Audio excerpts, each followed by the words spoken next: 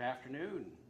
Today we are holding this press conference to help answer some of the public's questions regarding the events that have taken place in the past couple of weeks. But first, I would like to offer my condolences to everyone impacted by the recent traumatic losses within our community. We will continue to push forward together as a city. We've had a lot of help from the community as well as our strong relationships with our law enforcement agency partners to help with quick responses to these events. I want to give quick acknowledgments to our own men and women of the Topeka Police Department who've done fantastic work in the past several weeks, who continue to do fantastic work for our community. I want to thank our partners at the FBI, at the Kansas Bureau of Investigations, the Kansas Highway Patrol, Shawnee County Sheriff's Department, and recently the Mattoon Police Department in Mattoon, Illinois, for their great work, along with the Illinois State Patrol with our most recent homicides. As we give information today, we will not be able to provide all the answers, as we have to let the legal process do its job. But we want to be as transparent as possible with the work our amazing officers are doing to solve these recent crimes.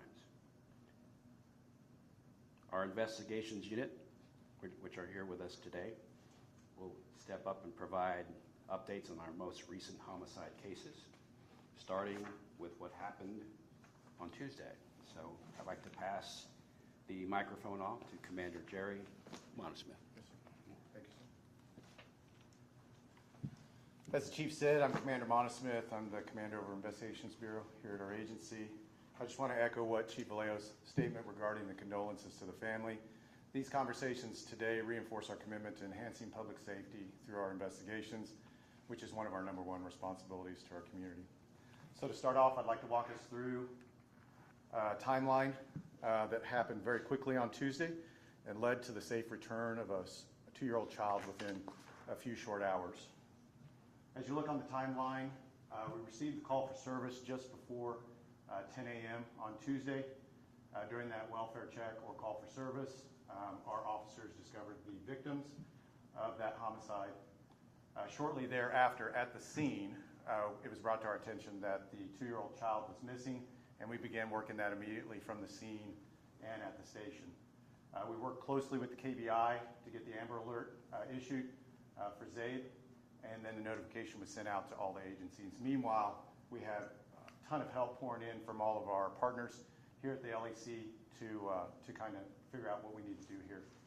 Through those efforts of our strong partnerships with our federal, state, and local departments, we were able to discover the location of the vehicle, and that vehicle was stopped in Mattoon, Illinois, and we found the child safe, and the driver was taken into custody. And at approximately 10:36 p.m., that child was reunited with his family. So just to take a moment, we have a father that reports a call for service. We have a child that is returned in just over 12 hours to that father. And I think we can all find some common ground as we are community members, family members, parents. Here's the victims of that particular homicide: Ashley Brown and Sean Horton, and then the suspect that was taken into custody in Mattoon, Illinois. So all around, I just want to echo the chief and everybody's efforts on this. The strong relationships we currently have within our agency and with our partners, not only for this, is something we use every day here.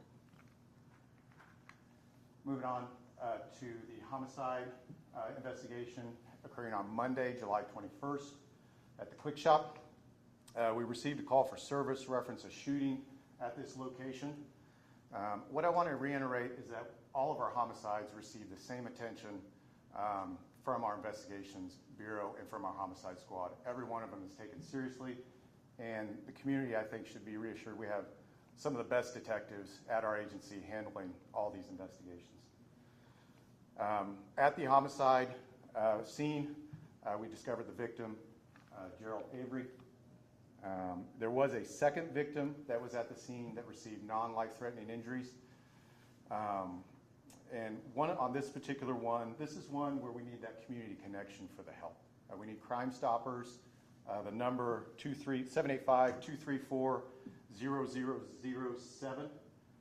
These are some of these homicides. We do need that connection with the community. We know some folks may have saw something or know of something, and that's the information that we need our detectives to be able to look into and be able to bring this case where it needs to be for prosecution. And with that, I'll be followed by Assistant Chief Cross.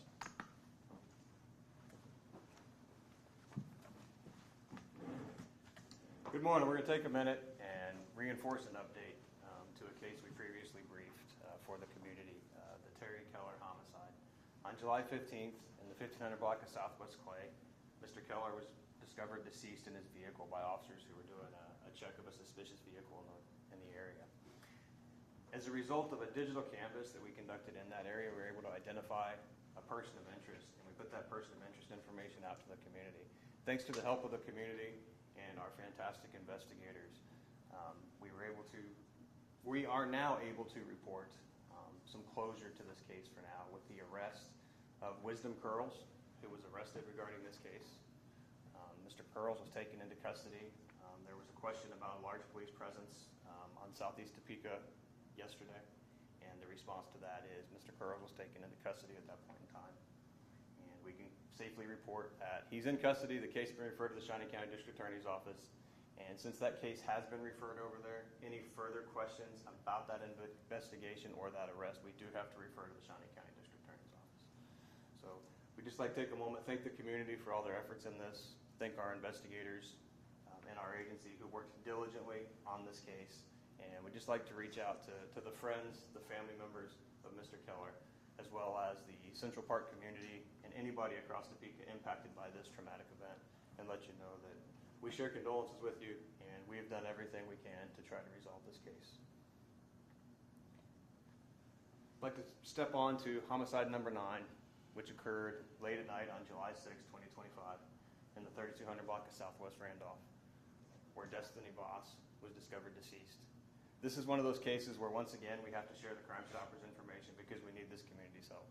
Someone in Topeka knows something that can help us with this case.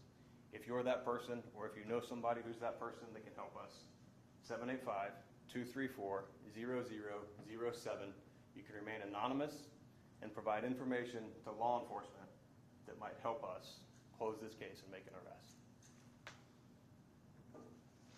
I'm going to share a couple other ways where you can contact Crime Stoppers of the police department. These often get overlooked, but you can call our detective division at 785-368-9400. We have an email address as well where you can reach us, telltpd@topeka.org, and an anonymous tip line that's available online as well. Once again, though, the Crime Stoppers number allows you to remain anonymous. If you know something about any of these cases that we're reporting on today, please reach out, please help us. We're going to pass things back over to Chief Vallejo.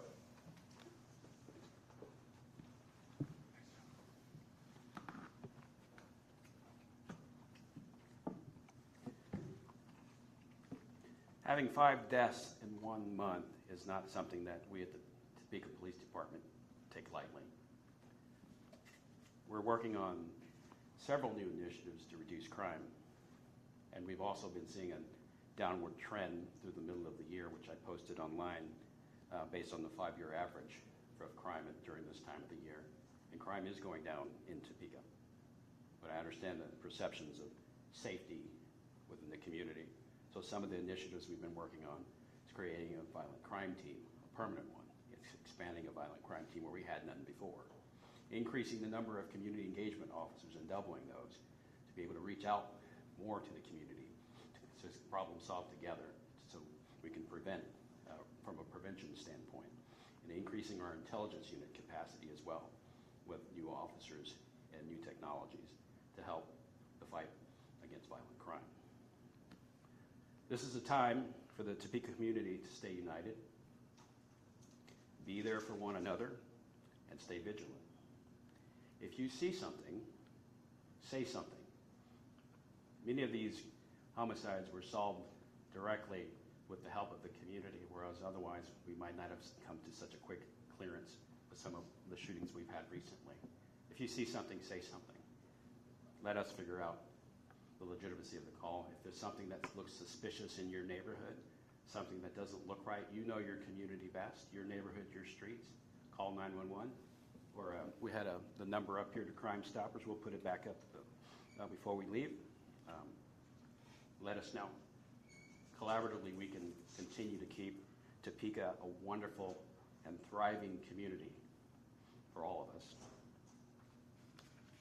And with that, my team and I are going to stand here and prepare to take any questions that the media might have of any one of us.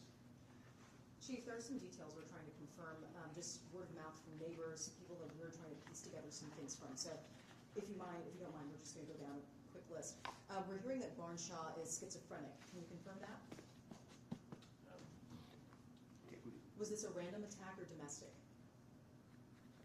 You can answer that. Yeah. Get on the microphone. Yeah. Slide over.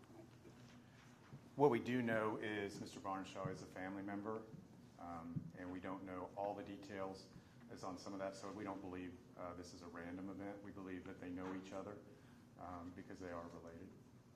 We're also hearing that those bodies were found dismembered. Can you confirm this? There are facts of the case that our detectives are currently continuing to churn through, and some of the facts such as that we can't reveal at this time. We're also hearing that those bodies were found in the basement underneath the tarp. How long were they there for, and who found those bodies? Again, we responded to a call for service. Our officers discovered the crime scene, and some of those facts that we're still kind of churning through with our detectives, they're still kind of sensitive to the case. We're not able to release those at this time. We've also found that Barnshaw was previously in a mental hospital for about 2 years and in prison for about 1. So why was he released? I have no idea on that. I'm not aware that he was in any kind of facilities or incarcerated. I can't give you any guidance on that, I guess. Okay. He was also in jail for about a month. Were charges ever brought to him at that time? I'm not clear on that. If you give me more information, I can definitely look that up for you. Okay, I'll probably give you some more information afterward. Okay. I think one of the biggest questions here, when you have a case like this, someone who seems a bit mentally unstable and has a criminal past, did the system fail the community? I can't speak to the system's failure. We do respond to calls for service, and we utilize all the resources available to us in the community. We have very strong ties with many of our government agencies and non-government agencies when it comes to criminal prosecutions, behavioral health issues, and we do our best to resource those as much as we can. I can't comment if the system failed anybody at this time. Regarding the homicide that occurred at the Quick Shop, did those victims shoot each other? We believe the victims are, both of the victims are a result of the call for service and the shooting. We are still investigating that case as far as the suspect and stuff like that. Some of those details I can't release at this time. Similar question regarding the Keller homicide. Did the victim and the suspect know each other prior to the shooting? Yeah, we'll have to, there's an arrest been made on that, so we'll have to refer that to the district attorney's office. And we have that number if you want. Is there anything you can tell us about the circumstances surrounding some of these homicides? Are they related to drugs? There was obviously one that was more of a domestic incident. Are these strangers committing crimes against each other? Or what level of concern should the community have? Some of the concerns we see with the homicides, as far as my lens right now, we don't see that there's any direct connection between the homicides. We do see that firearms are involved in some of the homicides, so we do have a connection there. And then we fully investigate those to find out what those root cause are. But as far as life choices or circles that we keep, those are individual case by case. There's no direct connection between any of them. Can you say whether Mr. Keller was shot? Yeah, that's the DA's office. We have to refer that over there, Tim. There were initial questions regarding the homicide on Wabash as to whether the child was taken away the 18th or it occurred the 20th. What can you tell us? Have you figured out what's up with that? Some of the facts I can elaborate on. There was some information early on that spoke to the 18th, but through the investigation we found that not to be the case. The Amber Alert was issued on Monday. I think it was at 12:02 that was the first chance we had to issue that. And at the quick shop, Oh, sorry. at the quick shop, were either of the victims employed there? That's again, that's a topic I can't cover on that investigation. We can take one more question. There you go. Sorry. What was you talking about on the event that happened in southeast Topeka, and elaborate more on that? Yeah, there was a large police presence. What was the location and everything? There was a large police presence in the 500 block of Lamar yesterday that we received some questions on prior to this press conference. And we just wanted to share that that was related to that case, not any other case, so that we didn't have people thinking there was another incident to be concerned about.